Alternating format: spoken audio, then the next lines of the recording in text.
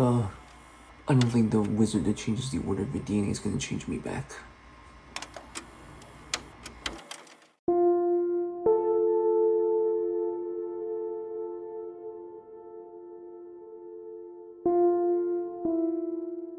Hello everybody and welcome back to your favorite friendly neighborhood Maths. And in the last video we kind of explored this what if question of what if we defined order of operations differently? What if instead of, some smart guys in the past saying, hey, it's BEDMAS, what if they said, oh, what if it's based M or P-MAIDs or something like that?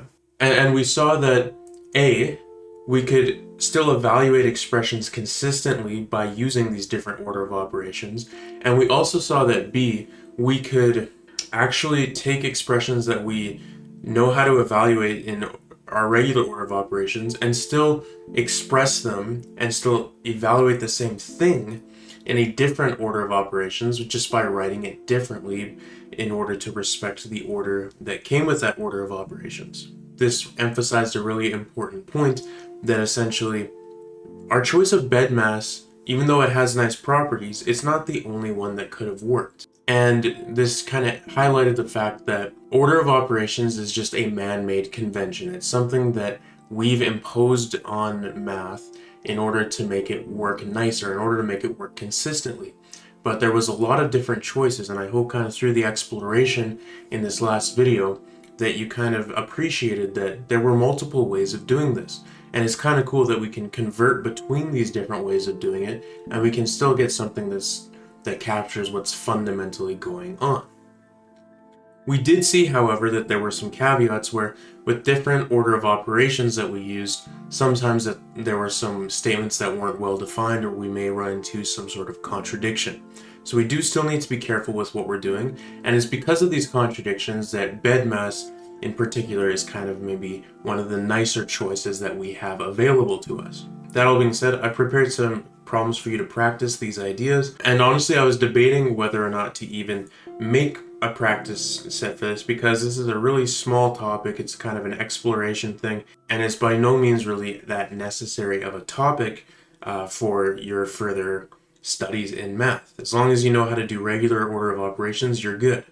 But one big theme with this entire course has been just perspectives, kind of telling the story about what we're doing in math, why we're doing it, and just fleshing it out the entire way. So I figured let's give this topic a proper treatment. So I've prepared 4 questions for you today, only 4 because problem 4 is quite large. If you look at it, it's like a paragraph long.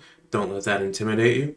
But once you've tried these problems out for yourself, and please try them all out, even question 4, then once you've done that, we will go through them together. Question 1.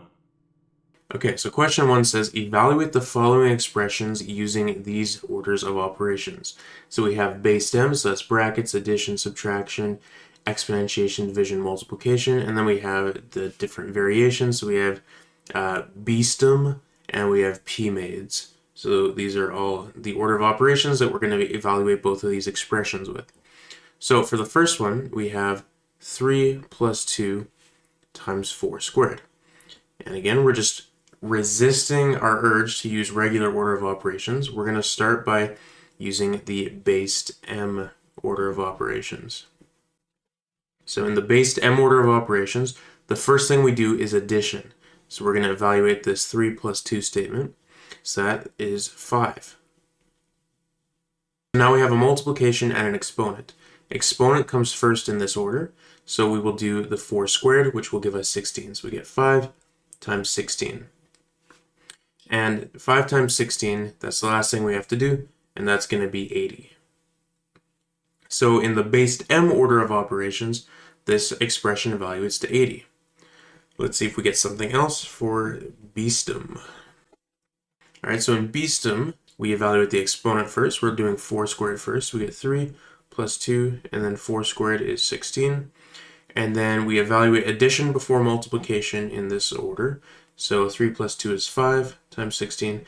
And we actually end up getting 80 again. So for this specific expression, it looks like it doesn't matter which order we use.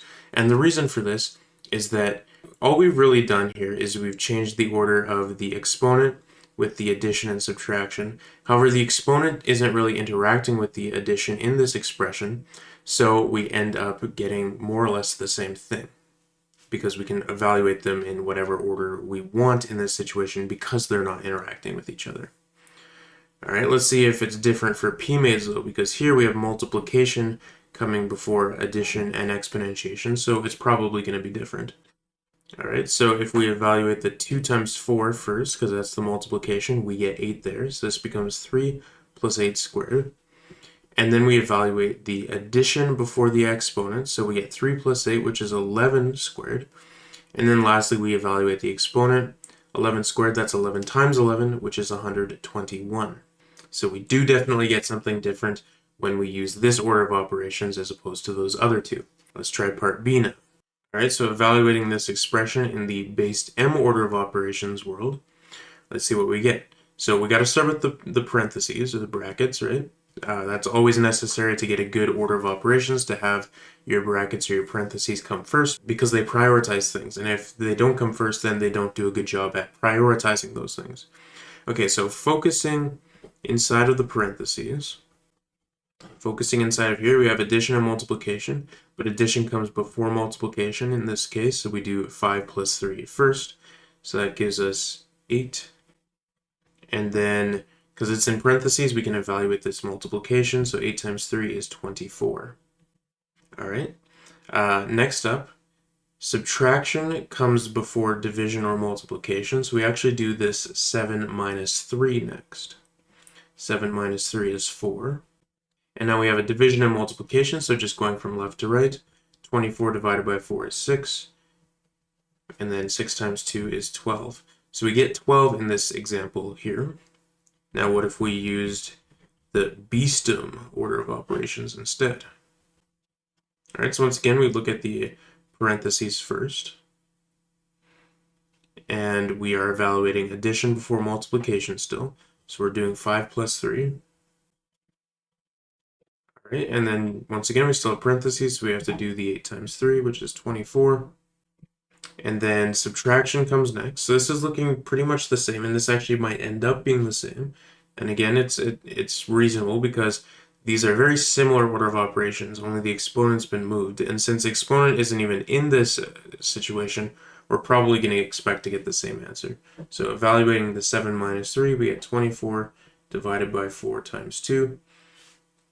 And just going from left to right with our division and multiplication, 24 divided by 4 is 6 times 2, which is 12.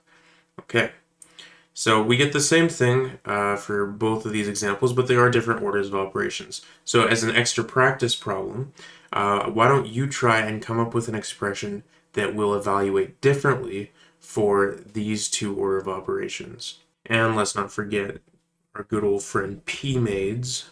So let's see what this expression evaluates to using the p-maids order of operations. So once again, parentheses first, and multiplication comes first. So we do the 3 times 3 first inside of here. So this is already different. So this is going to be 5 plus 3 times 3 is 9 inside of those parentheses. All right, and then still have the parentheses, so we do 5 plus 9, which is 14.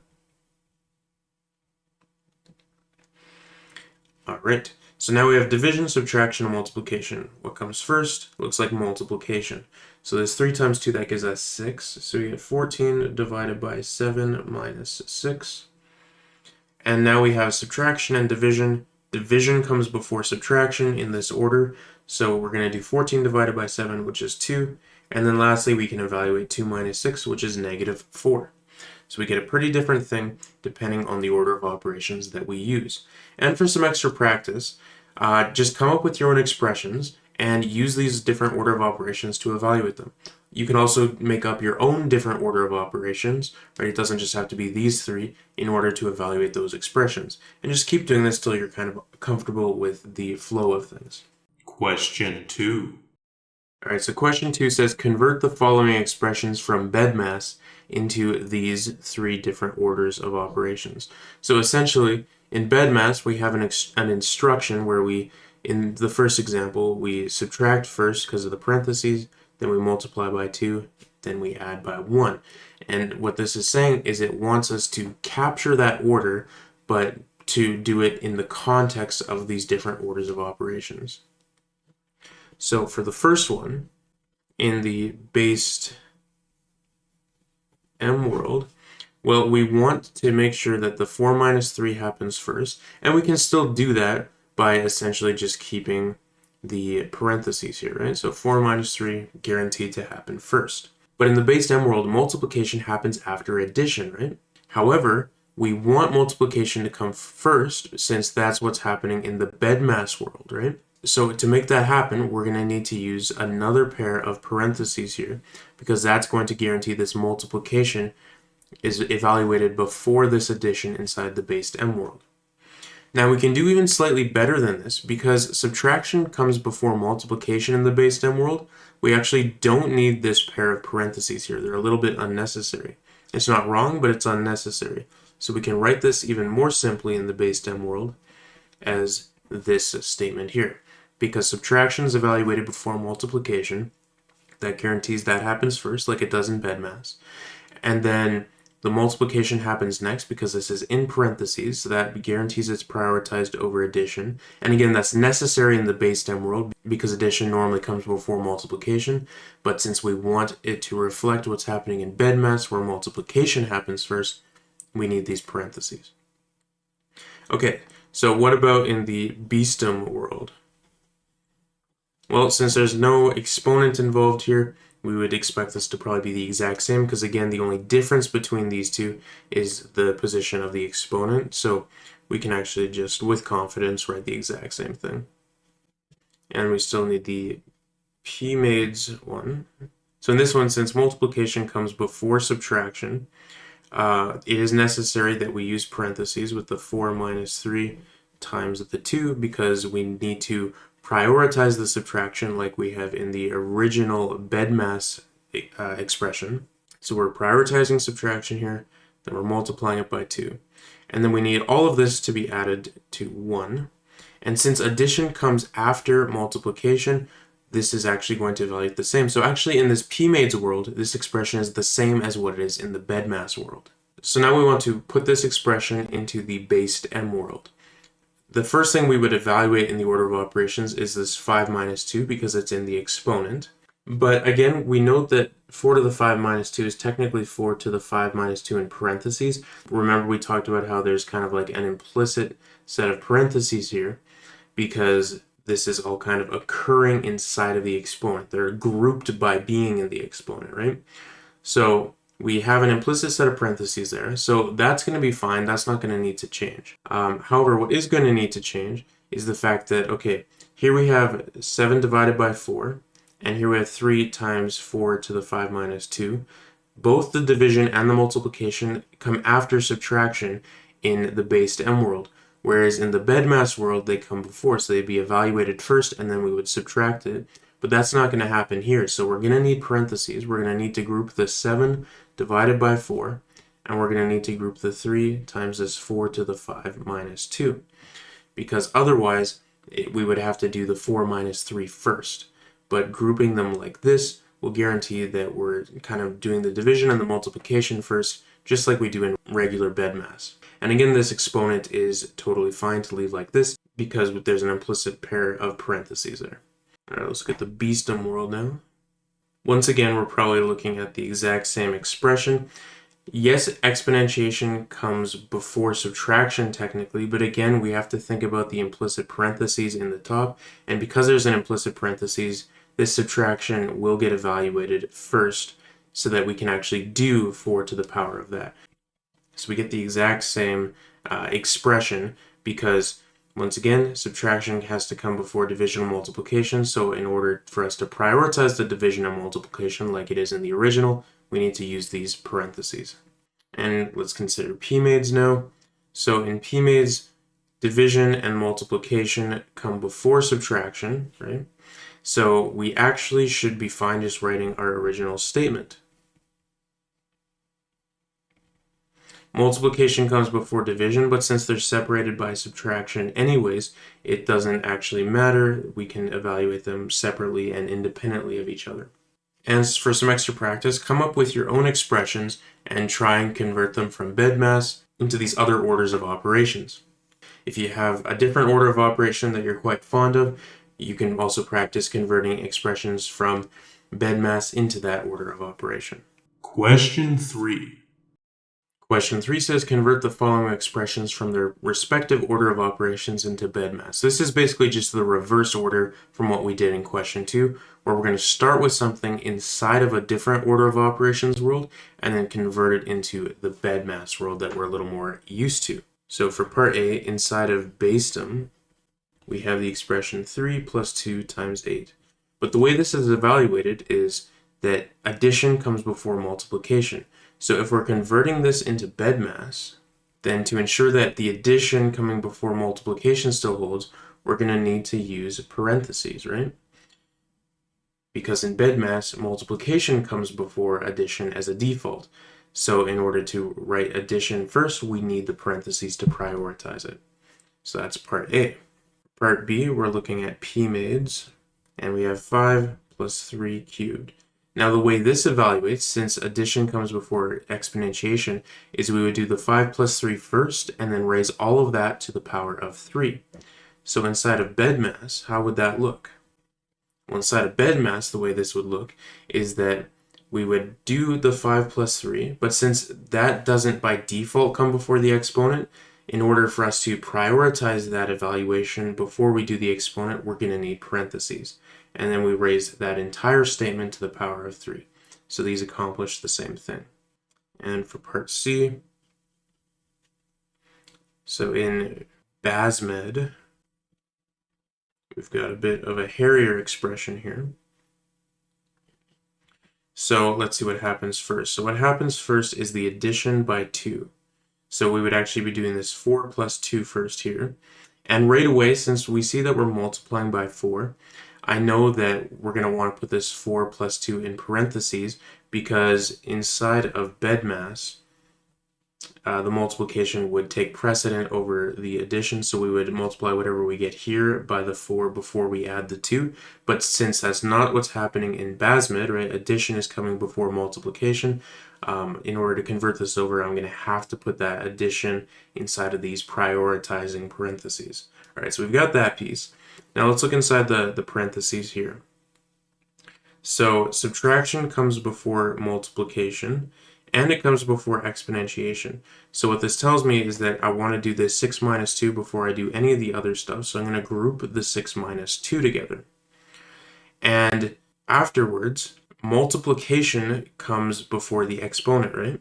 So since that happens, before we actually do this to the power of 4, we're going to be multiplying all of this by 8.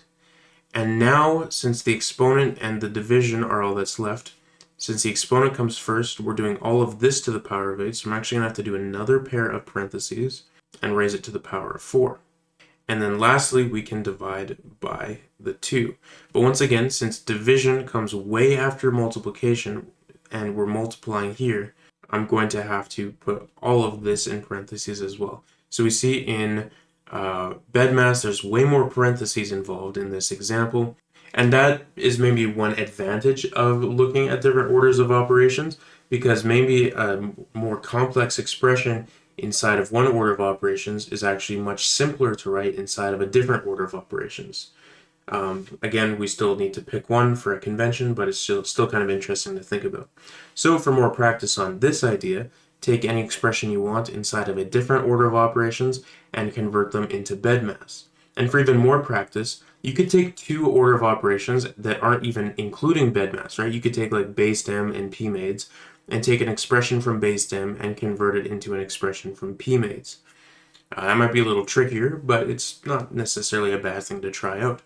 Okay, so let's move on to the final and the girthiest question of the group. Question 4. All right, so here we have question 4. And question 4 says a binary operation is an operation that combines two numbers. For example, addition, subtraction, multiplication, and division can all be thought of as binary operations. Right? If we have something like 3 plus 4, or 7 minus 2, 6 divided by 3, 12 times 12. In all of these examples, These operations of addition, subtraction, division, and multiplication, they take two numbers on either side of them and they combine them together in some way.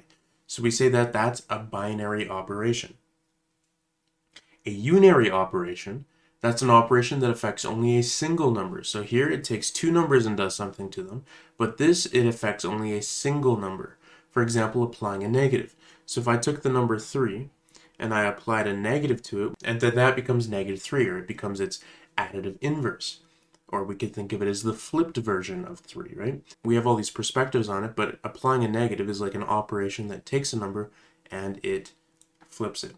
But we can also think of exponentiation as a unary operation. So for example, 3 squared is like applying the power of 2 operation to 3. Or 5 to the power of 5 is like applying the power of 5 operation to 5. With this perspective, we can justify how in an order of operations system like based m, right? So that's where exponentiation comes after addition. 3 plus 2 cubed is 5 cubed, right? Because addition comes first, so we do the 3 plus 2 first, and then we apply the 5. And that works because, well, since this 3, if we're considering it as a unary operation, that is only being applied to a single number, then it works where if we combine this through addition first, we get a single number as a result that we can apply the 3 to. And that 3 is a unary operation of the power of 3. But this led to a problem, and that was things like statements like 3 squared plus 4 squared is not well defined. Because sure, we can add up the 3 and the 4 and get 7, but what do we do with these two separate unary operations? We kind of run into a problem. So that was all just some context for what the problem is actually asking us now, but it's really important that you understand that context. Okay, so let's go on to part A. How could we define exponentiation as a binary operation? Use the symbol, and it's called the caret symbol, or sometimes called a hat or a wedge. It's a symbol that you can access on your computer by doing Shift 6, right? So on your computer is like a little key that has a 6, and then that symbol there, if you press Shift and then you press this, you will get that symbol. So that's a very common way to write out exponentiation when you're typing things. Okay, so if we use that to denote the exponentiation operation, how can we write it as a binary operation? Well, a binary operation takes two numbers and produces a single one, right? So it's actually not too hard to think of this as a binary operation, because we can think of this power as, instead of being the operation itself, where we're fixing this 2 and we're applying it to this 3, right? So 3 squared, 4 squared, 5 squared. In all these examples, we were able to think of it as a unary operation, this power of 2 being applied to all these numbers. But instead, what we can do is we can think about this as being 3 to the power of 2, where this is essentially just combining the 3 and the 2 through this binary operation of exponentiation. And for 5 to the power of 5, right, that would just be 5 to the power of 5. So this kind of puts it in a notation that's similar to the binary operations of addition, subtraction, division, multiplication, where we can think of it as combining the number before and the number after it. So it's a binary operation. And this is nice because before, when we had like 3 squared or 5 to the power of 5, this power of 2, if we're thinking of it as a unary operation, is technically a different unary operation than this power of 5. However, here, we're just saying that, no, it's all exponentiation and it's all the same binary operation. So that's kind of a nice consistency here. And indeed, this is usually the better way to think of exponentiation. So we have a symbol now where we can think of exponentiation as a binary operation. Perfect. So show how, considering exponentiation as a binary operation, what we just did in part B, how we can actually show that a statement like 3 squared plus 4 squared is well defined in based m. So if we take 3 squared plus 4 squared, well, that's the same thing as 3 to the power of 2 plus 4 to the power of 2, right? But now that we have this, it's more clear that how we can kind of follow this order of operations to combine everything. Because addition comes first, we're actually going to be combining this 2 and this 4.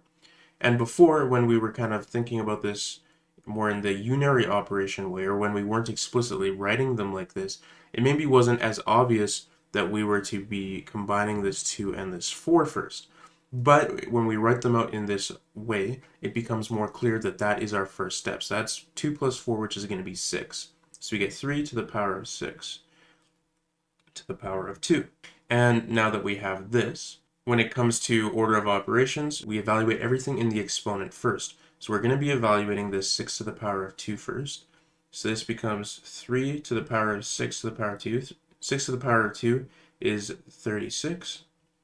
And then 3 to the 36, that's going to be a massive number. So big that let's just leave it like that. But the point is that in base 10, this actually can be a well-defined statement as long as we're considering exponentiation in the standard binary operation way, instead of the way we were looking at it in the previous lecture video.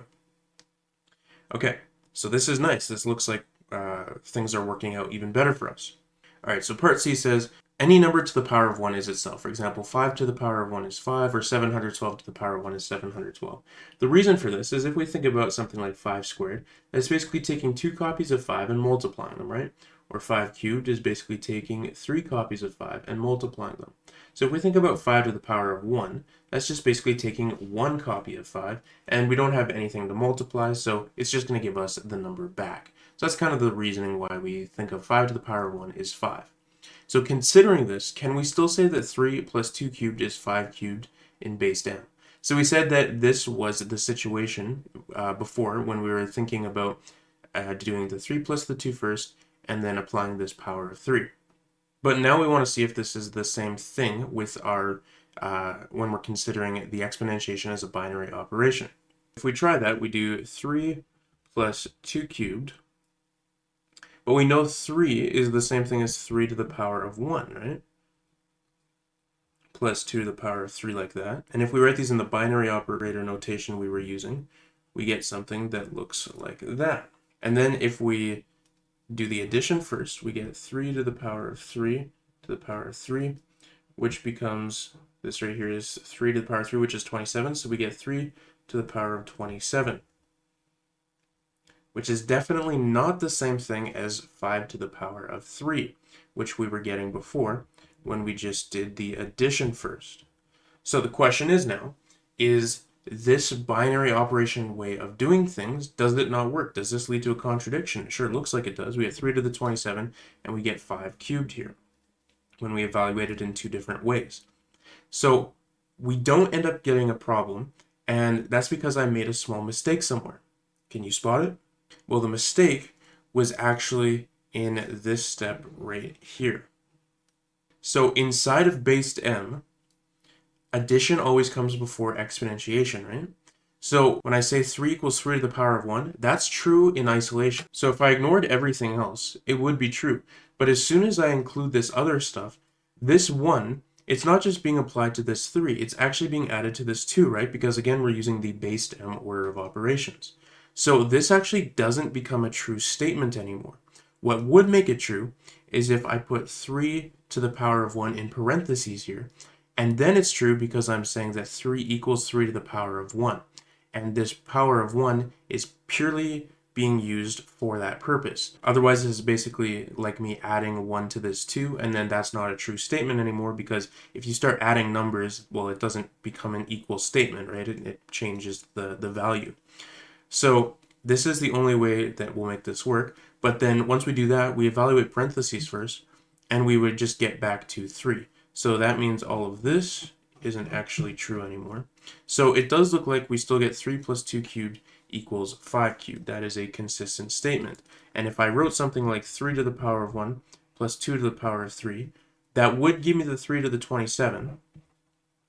But it isn't the same thing as me just doing 3 plus 2 to the power of 3. These are two different things because this 1 is interacting with that 2 first, and this isn't just us using an equal form of 3. The only way we can do that is with the parentheses.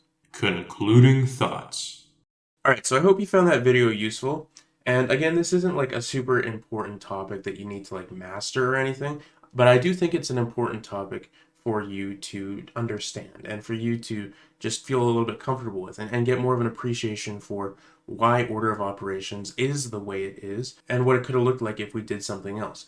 We see that we can still evaluate things with order of operations. Given any operation, we can still express it inside of an order of operations. It just looks a little bit differently, but it is ultimately expressing the same thing. If I want addition to come before multiplication, I can do that regardless of the order of operations I'm working with. It just may not look the same. And lastly, when it comes to looking at statements inside of order of operations, we sometimes need to be careful on the perspective of how we're thinking with things. We saw that when it comes to the base stem order of operations, we ran into a bit of a snag when we were thinking about exponentiation in one way, but as soon as we started thinking about it in kind of this binary operation sense, we were able to kind of go beyond and actually get more well-defined statements than what we had before. So all of this kind of is to show that developing math, it's a tricky process, but it's a process that hopefully you have more of an appreciation for now and some more intuition for now. But that's going to do it for me. So with all that being said, you have a good one, you stay groovy, and I'm going to see you in that next video.